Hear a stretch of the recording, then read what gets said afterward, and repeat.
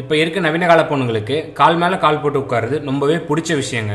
ஆனா பெரியவங்க பெண்கள் கால் மேல கால் போட்டு உட்காரக்கூடாதுன்னு சொல்லுவாங்க.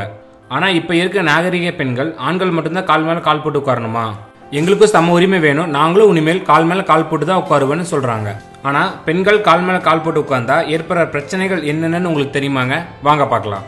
இப்ப இருக்க ஐடி கம்பெனில கம்ப்யூட்டர் முன்னாடி கால் மேல கால் போட்டு உட்கார்ந்து பெண்கள் வேலை செய்யறது வழக்கமாயிருச்சுங்க. இதனால அவங்களுக்கு கர்ப்பப்பையில பாதிப்பு ஏற்படுதாமா. பெண்கள் கால் மேல கால் போட்டு உட்கார்றதுனால சில பேருக்கு குழந்தை பாக்கியமே இல்லாம போயிருமாமாங்க. அதோட பெண்கள் அடிக்கடி கால் மேல கால் போட்டு உட்கார்றதுனால அவங்களோட இடுப்பெலும்புலையும் முதுகுலையும் அதிகமா அழுத்தம் ஏற்படுதாமா.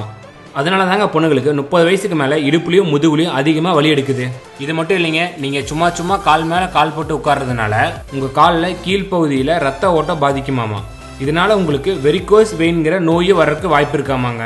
ரொம்ப நேரமா நீங்க கால் மேல கால் போட்டு உட்கார்ந்துருந்தா அது உங்க இதயத்தை பாதிக்கும். இது பெண்களுக்கு மட்டும் இல்லைங்க, ஆண்களையும் சேர்த்துதான்.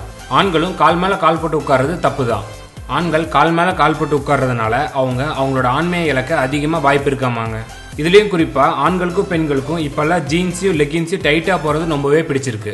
ஆனா நீங்க ஜீன்ஸையும் லெகின்ஸையும் ரொம்ப டைட்டா போட்டு நீங்க கால் மேல கால் போட்டு உட்கார்ந்தா அது உங்க உடம்புல பெரிய பிரச்சனையை உருவாக்குங்க. ஸோ ஆண்களோ இல்ல பெண்களோ நீங்க கால் மேல கால் போட்டு உட்கார்ற பழக்கத்தை விட்டுருங்க. அதுதான் உங்க உடம்புக்கு ரொம்பவே நல்லதுங்க.